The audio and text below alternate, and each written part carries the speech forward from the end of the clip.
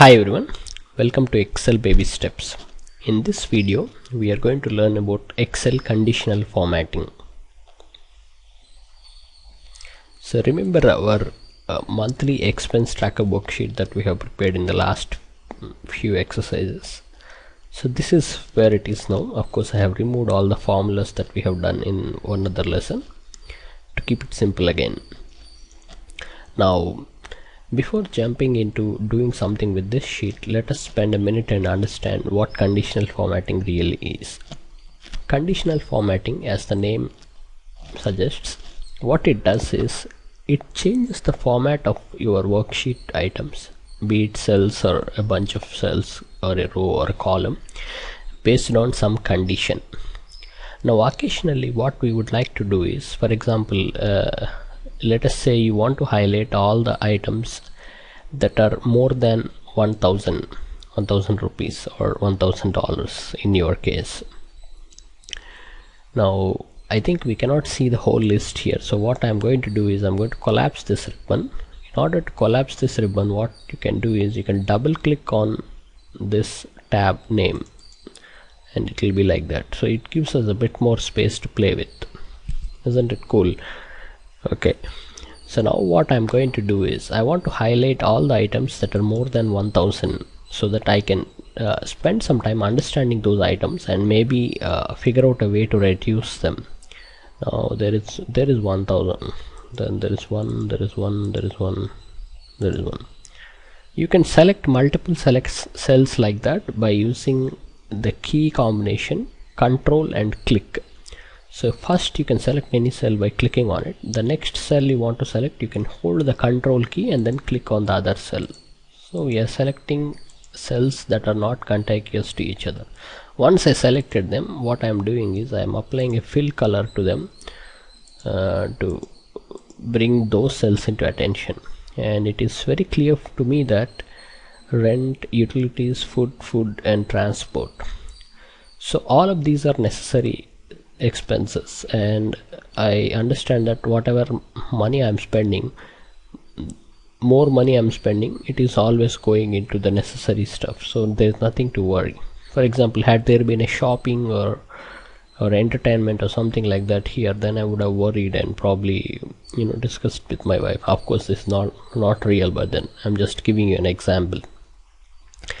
But this kind of analysis and highlighting the values manually is not a good thing, because sometime later, maybe at the end of August, we are only up to 9 days now, there will be more items, and some of those items may be more than 1000, some of them may be less than 1000, and as you progress you might end up changing some of these values because they are erroneously recorded or something like that, and then you have to repeat the same step for September, October, November, so on and so forth.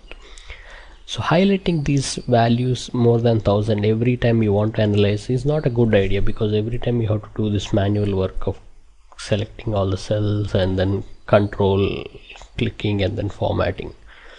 So this is where conditional formatting comes into picture.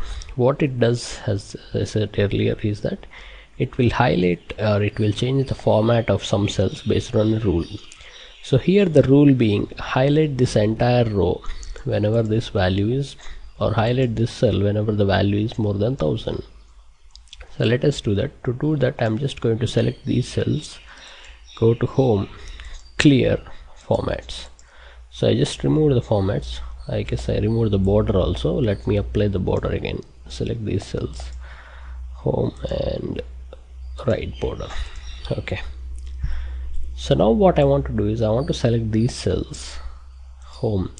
In order to apply the conditional formatting, click on this button Conditional Formatting and then select this first item, Highlight Cell Rules. Now there are a bunch of ways in which you can apply formatting. The simple rules are highlighting and top and bottom rules. The highlight rules are, you can specify any type of rule. For example, you can say a value greater than 1000, less than 500, or a value between 100 and 200, and like that. Okay, or you can also tell whether a text contains, for example, eat out or a date occurring on weekends, or highlight any duplicate amounts. Top and bottom rules are similar again. You can easily understand what they do is they highlight the top 10 values or top 10% or something like that. To get started, let us do a simple rule: highlight cells greater than and greater than 1000. Okay, Excel gives you a bunch of options like light red fill with dark red text, or yellow fill with yellow text, or something like that. So let us select something very simple and easy for us to bring it to understand. Or you can use a custom format. Okay, when you do the custom format, the format dialog box opens where you can set the formatting options. I like that color, so let us use that one. And okay, so here you go. The values are all formatted as per the condition greater than 1000. So if my landlord becomes kind enough and he returns some of the rent money saying, "Hey Chandu, you know what, you have been paying rent for the last so many months, keep this money." So I change this rent money to 500 and the highlighting is gone. When I change it back to 2700, it comes back up again. So this is what conditional formatting is all about. You are applying formatting to a set of cells based on some rules. Now here you might ask a question, "Chandu, it's really dumb. We are just highlighting values in this column, whereas I would like to highlight the entire row, isn't it?" Now that's where it gets a little tricky, but I'm going to show you how to do that. In order to do that, let us select the entire thing, but before even jumping there, I think we should clear the formatting rules from this one. So I'm selecting these cells, go to home, conditional formatting, clear rules from selected cells. So we are just removing the rule that we have set earlier so that the formatting will be gone.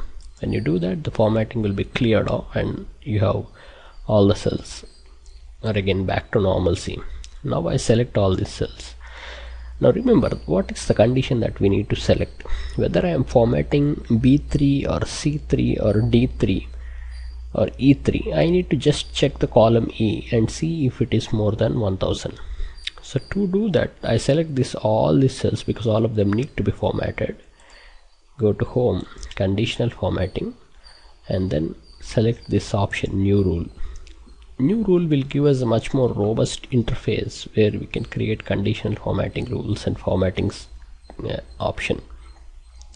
Now all these are already known. Formatting cells based on their values is nothing but less than, greater than, contain, and top and bottom ranked, below average, stuff like that. But the last one is what is interesting to me. Use a formula to determine which cells to format. Of course, we are not a formula advanced people right now, but you can write a simple formula that will do. Let me just show you a formula that will do this. We need to check if E3 is greater than 1000. Okay, if it is greater than 1000, we need to set the formatting this fill color.